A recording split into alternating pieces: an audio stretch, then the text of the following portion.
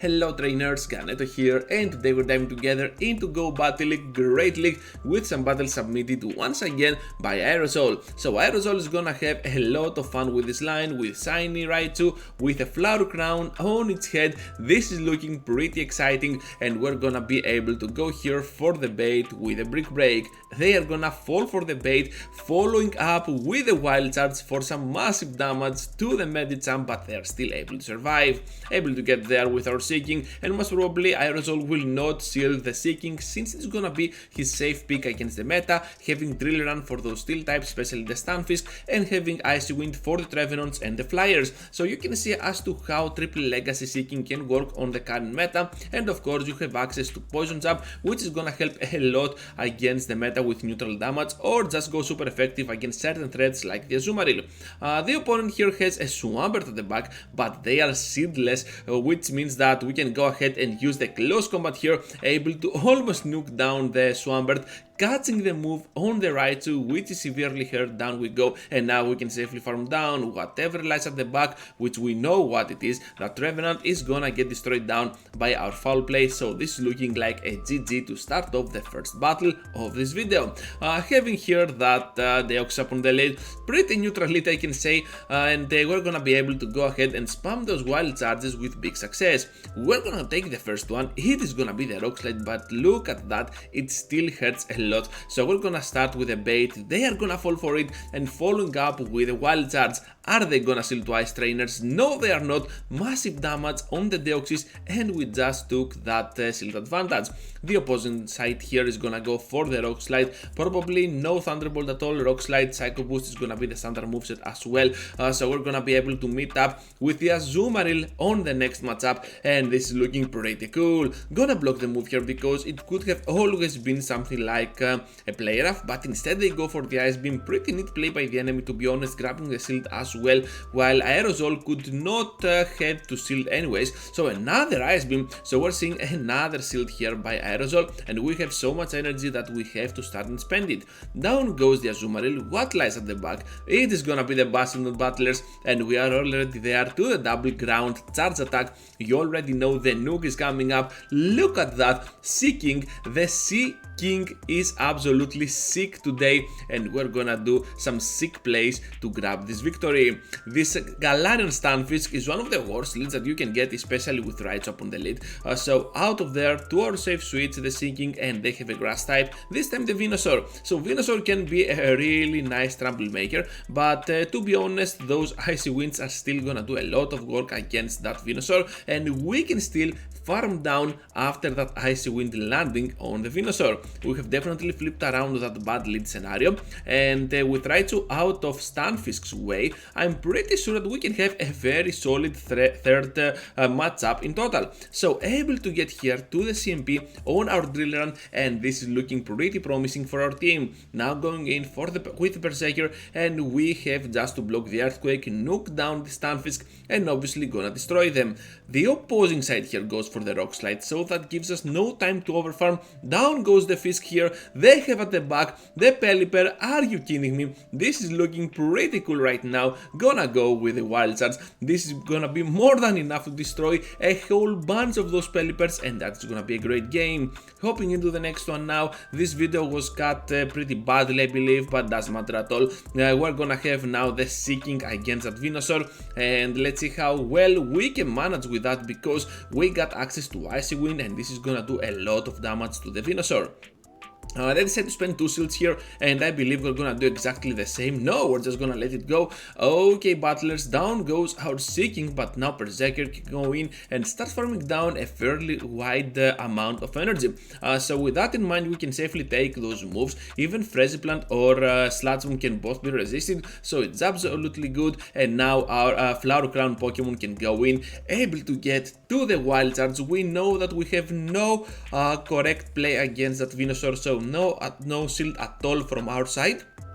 And with that sealed up, I'm pretty sure we can safely go ahead, sealed here, and completely farm down right after. It all depends on the last Pokemon trainers. It is gonna be the Stunfisk. They know the nuke is coming and they're getting out of there. Stunfisk into the next one. Once again, a pretty bad lead. So they have the Golbat on the switch. Not looking that good because they can still have the upper hand here if they want to play like this. But this trainer decides to take the move, and this is looking now pretty cool for us because not only we can let our Seeking go down, but at this point we can definitely pressure for a shield with a second Icy Wind, debuffing even more that Golbat. They can reach to that last Poison Fang, gonna let it go, and of course Aerosol will just let the Seeking faint since its job is done, and we can safely go in now with Berserker, tank the move, whatever it is after the double debuff, it will not hurt at all, and we can safely farm down. Stunfisk returns into the fight. That's pretty interesting. Whatever there is at the back must be kinda afraid of Berserker. So we're gonna go for the close combat, they are gonna press the move, and we have to definitely block this. It is gonna be the Earthquake trainers. At the back lies the Swampert, are you kidding me? So now we might be in a little bit of trouble, but still we can land that close combat and now pressure for those brick breaks. We have to block the move. It is gonna be the Earthquake, big brain block here by Aerosol. We're gonna go now for the brick break of our own, down they go, and we have one more extra for the Stunfisk. Are they gonna block it, trainers? Of course they are, but we can definitely outspeed and win this battle with Raichu having the upper hand against one of its worst physical and natural counters, the Stunfisk. Into the next one now with a Bastiodon up on the lead, looking not that good, but we can still go ahead and pressure with those brick breaks, able to deal a nice chunk to that Pokemon and trying to catch a move on our Seeking, but this is not gonna happen, and on the switch we're gonna be met up with the Medicham, so we just have to stay in here and go for more debuffs. Whatever they throw, we can definitely survive and still reach to another debuffing move. This is gonna bring the Medicham so low, we are still not getting a shield out of them, but we can safely farm down with our Berserker, having the upper hand here with that close combat, but they have a lot of energy to spare, and perhaps they are already there on the flamethrower. Yes, trainers, yes they are, so we have to spend the shield on our behalf as well, trying to go ahead and do a weird switch out to go for the brick break. However, they manage to read that switch, they come in with a Gengar, and we can go with the double wild charge to finish off the Gengar and their shield. Down we go to the Smackdowns, but at this point one close combat will do the work against that Bastiodon, and this is gonna be a fantastic win for Aerosol. That Sableye up on the next one, and we just have to nuke it down with a simple wild charge. Are we gonna do that though? Because those foul plays are gonna hurt a lot, we still have to shield, and of course we're gonna get there to the first wild charge right after. They're gonna block it, and one more able to connect here or just take the second shield, trainers. They're gonna take it, down goes Sableye, and they have the lantern at the back. Not looking that great because now our Seeking is gonna get destroyed down by those thunderbolts. However, this trainer decides to go for the bait and the surf, really well read there by Aerosol, and we're gonna be able to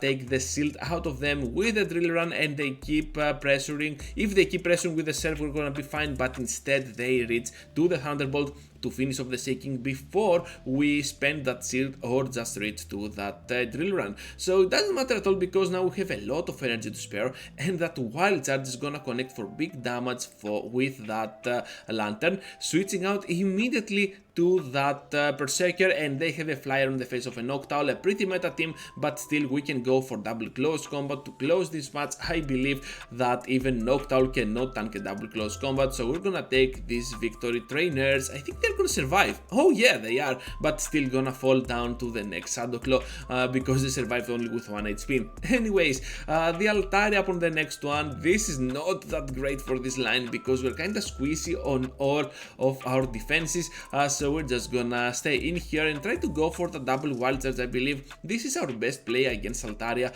and let's see how they respond to that because we have already took a shield out of them, and at this point we're gonna take 2 shields out of them, looking pretty solid, and we can definitely shield here and try to do whatever we can against their team. They're still not getting out of there, gonna get there to that Icy Wind, but they made a fantastic switch to catch the move on the Azumarill. Despite the fact that we're looking at some low low rank battles at this point. We're still seeing some real nice and competitive battles, so thank you Aerosol for submitting so much entertaining content, and that is absolutely awesome because now we can go ahead and try to catch the move on the Raichu while preserving that energy for the end game. So Berserker coming in now, and we can safely farm down. At this point, whatever comes in, we have a lot of energy to spare, and even that fighter will be on a troubled position, but they managed to catch the move on the Altaria, and we can definitely tank this Sky attack and completely farm down right after.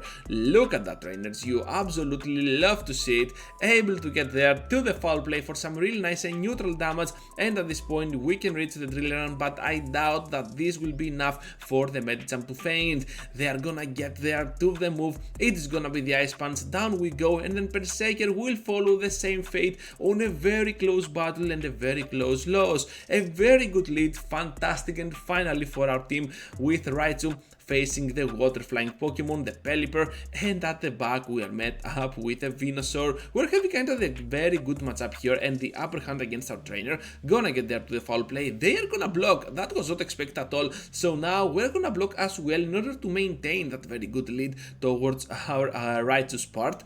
So we have to go here for that foul play, this is gonna connect, big damage on the Venusaur, down it goes, at the back they return with the Pelipper, and I believe they will try to farm down here. No reason at all for them to spend the shield, because they know we have an electric type Pokemon, which is most probably gonna farm them down.